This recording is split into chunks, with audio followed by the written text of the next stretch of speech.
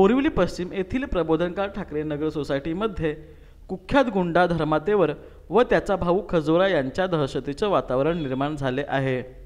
हे गुंडे रात्री अपरात्री लोकांच्या घराची कडी वाजवणं, त्यांना धमकावण्याचं काम करत असून महिलांमध्ये भीतीचं वातावरण निर्माण झाले आहे। प्रबोधनकार ठाकरे नगर सोसायटीचे इमारत रूपामध्ये विकास करण्यासाठी बिल्डर कांती सावला यांनी गुंडा धर्मातेवर याला हाती घेऊन लोकांना नोटिसा पाठवणं, जोर जबरदस्तीने ॲग्रीमेंटवर सह्या करून घेण्याचं काम गुंडागर्दीने सुरू आहे। सोसायटीमधील रहिवाशांचं म्हणणं आहे की बिल्डरने आधी आमच्या राहण्याची सोय करावी, पण बिल्डर आमच्या राहण्याची सोय न करता आम्हाला हाकलून उघड्यावर टाकण्याच्या प्रयत्नात आहे। शेवटी आम्हालाही कोणी घर देता का घर अशी म्हणण्याची परिस्थिती येणार आहे, असं प्रबोधनकार ठाकरे नगर सोसायटीमधील रहिवाशांचं म्हणणं आहे। आणि हेच रहिवाशांचं म्हणणं मुंबई फास्ट टीमने जाणून घेतले आहे। आपण आलो आहोत बोरिवलीमधील प्रबोधनकार नगर सोसायटी आणि आपण पाहू शकतो की इथे कशा प्रकारे एक निसर्गरम्य वातावरण असलेली ही सोसायटी आहे। इथे अनेक प्रकारचे झाडे आहेत, मग ते काजूचे असतील, नारळाचे असतील आणि असं एक निसर्गरम्य वातावरण या सोसायटीमध्ये आहे। आणि इथल्या रहिवाशांची मुंबई फास्ट टीमकडे तक्रार आली। इथल्या रहिवाशांची तक्रार अशी आहे की इथे जो रिडेव्हलप करण्यासाठी बिल्डर आलेला आहे, कांती सावला म्हणून बिल्डर आलेला आहे, तो बिल्डर लोकांवरती जोर जबरदस्ती करतोय, जुलूम करतोय, अत्याचार करतोय। रात्री अपरात्री घरामध्ये घर ठोकण्यासाठी लोकांना पाठवलं जातं, गुंडांना पाठवलं जातं। तर इथल्या लोकांमध्ये भीतीचं वातावरण निर्माण झालेलं आहे आणि भीतीचं वातावरण निर्माण झालं असल्याकारणाने बरेचसे लोक परेशान आहेत, बिल्डरपासून एक त्रस्त आहेत। आणि इथल्या स्थायिकांचं असं म्हणणं आहे की त्यावरती कारवाई होणं गरजेचं आहे, कारण लोकांना रात्रीची झोप नाही आहे। इथे लहान लहान मुलांची शाळा आहे, लहान लहान मुलांना शाळेला जावं लागतं, पण या भीतीच्या कारणाने आज लोकांना, लहान मुलांना ही घराच्या बाहेर पाठवण्यासाठी खूप भीती वाटते, महिलांना बाहेर जाण्यासाठी भीती वाटते, कारण इथल्या जे बिल्डर आहेत त्यांनी कुठे ना कुठे काही गुंडे सांभाळून ठेवलेले आहेत आणि त्या गुंड्यावरती तो बिल्डर कुठे ना कुठे हुशारी मारताना दिसत आहे। तर आपण आपल्यासोबत या सोसायटीचे जे अध्यक्ष आहेत, प्रबोधनकार सोसायटीचे अध्यक्ष दीपक आरेजी हे आपल्यासोबत आहेत। आपण त्यांनाच विचारूया की कशा प्रकारे बिल्डरची जोर जबरदस्ती आहे, कशा प्रकारे जुलूम अत्याचार होत आहेत, आपण त्यांनाच विचारूया कशा प्रकारे अत्याचार करतोय आणि काय इथल्या तुमच्या स्थायिकांचं काय म्हणणं आहे। मी या ठिकाणी जे चाललेली स्कीम आहे आता सध्या MMRDची स्कीम आहे आणि ही जाचक स्कीम आहे, या स्कीमलाच आमचा मुळात विरोध आहे। या ठिकाणी SRA व्हावं ही आमच्या सर्व गोरगरीब रहिवाशांची इच्छा आहे आणि येथील रहिवाशांना भीतीचं वातावरण निर्माण करून इथं बुलडोजर फिरवण्याच्या गोष्टी काही आता 8-8 दिवसाला नोटीस वगैरे, कांती सावळा नावाचा परप्रांतीय बिल्डर आणि त्याचा भाडोत्री गुंड धर्मातेवर या तिथे या ठिकाणी भरपूर टेन्शन दिलेलं आहे स्थानिक जनतेला। आणि आता असं भीतीचं वातावरण निर्माण केलेलं आहे की बाबा या ठिकाणी कधी काही होऊ शकतं, परंतु अथॉरिटी जे आहे MMRD आणि त्यांना जाऊन आम्ही संबंधित सहकारी सगळे आमचे सोसायटीचे पदाधिकारी जाऊन भेटलो, सविस्तर चर्चा केली आणि त्यांनीही सांगितलं आम्हाला की या ठिकाणी जी स्कीम होते ते आम्ही नाही राबवत आहे, MMRD तुमचा बिल्डर आम्हाला प्लॉट हँडओव्हर करतो आहे आणि त्याच्यासाठी पूर्ण डेव्हलपमेंट करायचं आहे, तर पूर्ण झोपडपट्टी पूर्ण खाली करायची आहे, त्यासाठी तोडून बाहेर पाठवावं लागेल, विस्थापित करावं लागेल। परंतु आमचा या विस्थापित योजनेलाच विरोध आहे। ही आमची इथली स्कीम काय विस्थापित नाही आहे किंवा आम्ही कुठे रोड कटिंगमध्ये किंवा रस्ता कटिंगमध्ये, नाला कटिंगमध्ये जात नाही आहे, त्यामुळे त्या स्कीमला आमचा विरोध आहे। आणि येथील जनता देखील गोरगरीब जनता आहे, धुणं भांड्याची कामं करणारी लोक आहे। या ठिकाणी 9,000 रुपये भाड्यानं त्यांनी काय प्रस्ताव पाठवतात आणि मनमानी कारभार चाललेला आहे। सोसायटीला किंवा स्थानिक जनतेला विश्वासात घेऊन कुठलंही काम होत नाही आहे, त्यामुळे आमचा खास करून विरोध आहे। कुठल्याही राजकीय मंडळी सगळेजण आमच्याकडे येतात दरवेळी, निवडणुका आल्या महानगरपालिकेची, आमदारकीची, खासदारकीची, सगळे मतं मागायला म्हणून आमच्याकडे बरोबर येतात, परंतु आमच्या या ज्वलंत प्रश्नाकडं वेळ द्यायला कुणालाही वेळ नाही, ही शोकांतिका आहे। म्हणून आम्ही वेळोवेळी मुख्यमंत्री, उपमुख्यमंत्री, अगदी ACP DCP सगळ्यांना, आम्ही कमिशनर यांना सगळ्यांना पत्रव्यवहार केलेला आहे की सततची दहशत या 10-15 वर्षापासून इकडे चाललेले आहे आणि हा गुंड, त्याची पूर्ण फॅमिली हे क्रिमिनल आहे आणि त्यांच्यापासून आमच्या जीविताला धोका आहे। मागच्या वर्षीच माझ्यावरती विनयभंगाची केस केली, 2-3 वर्षापूर्वी चोरीची केस केली। अशा दहशतीच्या वातावरणामध्ये आम्ही सगळे रहिवासी भयभीत आहे आणि आम्हाला मनापासून असं वाटतं की तुमच्या चॅनलच्या माध्यमातून आम्हाला सर्व रहिवाशांना न्याय मिळेल याची खात्री आहे। म्हणूनच आम्ही तुमच्याकडे एक विनंतीपूर्वक पत्र देऊन तुम्हाला आम्ही आशा करतो की या सर्व प्रश्नावरती न्याय मिळेल आम्हाला आणि यांचा LOI आणि हे सगळं खोटं आहे. ही जी जमीन आहे ती पूर्ण शेती दाखवत आहेत अजून आणि शेती असल्यामुळं येणे केलेला प्लॉट नसल्यामुळं ही आम्हाला शाश्वत नाही आहे की LOI जो घेतला तो कुणाच्या जीवावर घेतला आहे. या ठिकाणी असलेले पात्र रहिवासी 61 आहेत, 54 रहिवासी हे अपात्र आहेत. या पात्र आणि अपात्र लोकांना घरं देतो असं म्हणून सांगणाऱ्या डेव्हलपरच्या करारनाम्यामध्ये देखील लिहिलेलं आहे की जर का हा करारनामा केला आणि तुम्ही जर अपात्र असाल तर हे करारनामा पत्र हे रद्द आणि अपात्र अवैध ठरवण्यात येईल. त्याच्यामुळं आम्ही त्यांना विनंती करतोय हा सगळं करण्याच्या अगोदर आम्हाला फक्त डेव्हलपमेंटला आमचा विरोध नाही आहे चला, पण आम्ही ट्रान्झिट कॅम्प छोटंसं बनवून द्या, गोरगरीब रहिवाशांना इकडून बाहेर काढू नका हीच एक कळकळीची विनंती करतोय. पण तो विनंती ऐकत नाही. त्यांना स्थानिक जनतेला कुणालाही विश्वासात घ्यायचा नाही. तुमची या प्रबोधनकार सोसायटीची तुमची काय अपेक्षा आहे हे तुम्ही बिल्डरला सांगितलेले आहे? हो, सर्व बिल्डरचं काय म्हणणं आहे? सर्व सविस्तर चर्चा केलेली आहे, परंतु त्यांनी कुठल्याही प्रकारचं ऐकण्याच्या मनस्थितीत नाही आहे. तुमची सोसायटी नको आहे, आम्हाला तुमच्याशी काय घेणं देणं नाही, माझा मानसपुत्र आहे धर्मातेवर आणि त्याच्यावरती माझं सगळं काय आहे असं त्यांचं म्हणणं आहे. उद्धटपणे उत्तर आहे आणि त्यांना विश्वासातच आम्हा लोकांना घ्यायचं नाही आहे.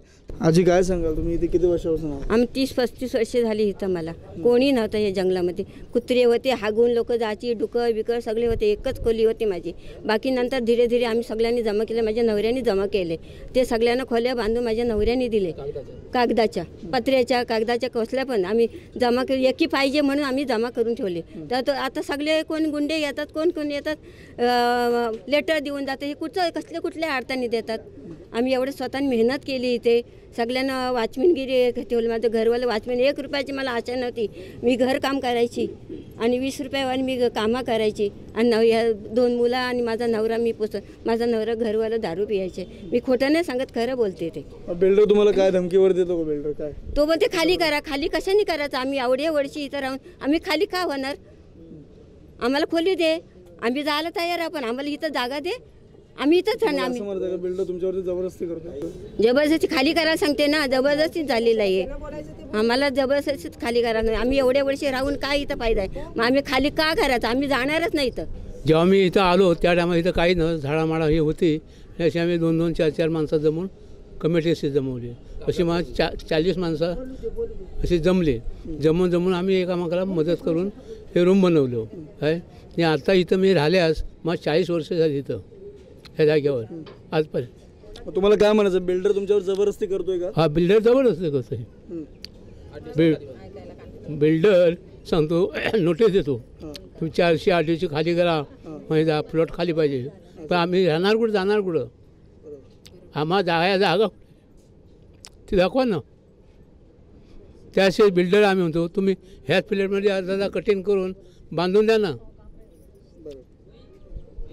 काय सांगा अरे, तुम्हाला काही धमकीचे वर काय कॉलिंग वर काय आलं का?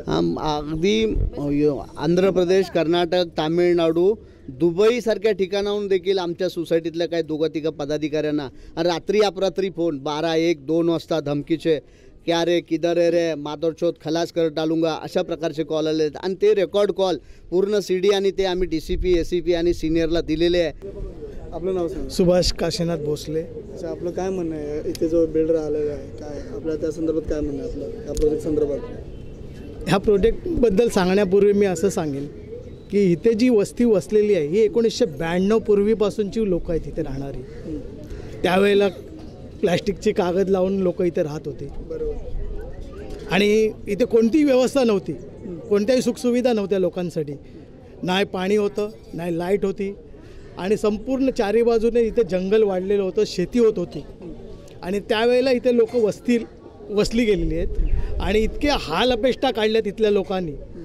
आणि साधारण 1995 साली इथे धर्मातेवर आणि खजुरा नावाची गँग लोकांवर जबरदस्ती करून खंडण्या वसूल करत होती. इथे लोकांना रात्री बेरात्री येऊन दरवाजे वाजवून त्यांना घरातनं काढून मारहाण करत होती. इतकी दहशत या लोकांनी इथे माजवली होती.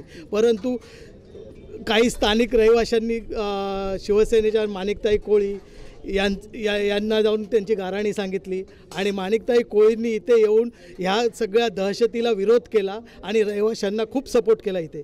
आणि प्रथम त्यांनी इथे एक रहिवाशांच्या सुविधेसाठी संडास बाथरूमची व्यवस्था करून दिली. आणि हळूहळू लोकांकडे असं एक सुविधा येत गेली की नंतर पाणी आलं, लाईट आली.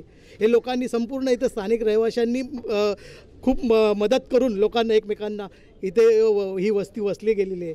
आणि प्रथम ह्या इथे जो कुळ होता त्या कुळाकडून ही लोक इथे स्थापित झालेली आहेत. आणि त्यावेळेला हा कांती सावला कुठेही नव्हता इथे. हा 2005 साली इथे त्याने मला वाटतं तो अनिल जयंतीलाल दलाल म्हणून होता मूळ मालक, त्याच्याकडून इकडे अधिकार घेतले. त्या अनिल जयंतीलाल दलालाला कोणीही इथे पाहिलेलं नाही, तो कधीही इथे जागेवर आलेला नाही. आणि ह्या इथे जो कुळाचे अधिकार ज्याच्याकडे होते त्या बावरानेच ही वस्ती वसवलेली होती. आणि नंतर कालांतराने हा कांती सावला 2005 मध्ये प्रथम इथे पराग कन्स्ट्रक्शन नावाची एक बिल्डर म्हणून आला. त्याने इथे SRA योजना पास करून घेतली आणि गॅझेट डिक्लेअर होती ती योजना SRA. आणि ती गॅझेट डिक्लेअर योजना ह्या लोकांनी संगनमत करून सगळ्या अधिकाऱ्याने जे धरून ह्या प्रत्येक रहिवाशाला इथल्या म्हणजे त्यांच्याकडे पुरावे असूनसुद्धा अपात्र ठरवलेत. ही आजची परिस्थिती आहे. ह्याने जिल्हाधिकाऱ्यांना हाताशी घेतलेले आहेत. जिल्हाधिकाऱ्यांनी जबरदस्तीने इथं रहिवाशांवर हे लादलेले आहेत सर्वे. आणि त्याच्यातून मी स्वतः आमचे पुरावे सादर करूनसुद्धा कागदोपत्री त्यांनी रिसिव्ड कॉपी दिलेल्या आहेत आम्हाला. आणि त्या त्यांच्याकडे असूनसुद्धा आम्हाला अनिर्णित अपात्र असे घोषित केलेले आहेत. ज्यांच्याकडे 95 सालाच्या यादीतले पुरावे आहेत त्यांना अपात्र केलेले आहेत. असं म्हणजे त्या जिल्हाधिकारी आणि हा कांती सावला एकत्र एक संगनमत करून जाणून बुजून ही योजना SRAची जी स्कीम आहे ही मुद्दामून त्यांनी रद्द केली आहे. कारण ह्याला सोसायटी नको इथे.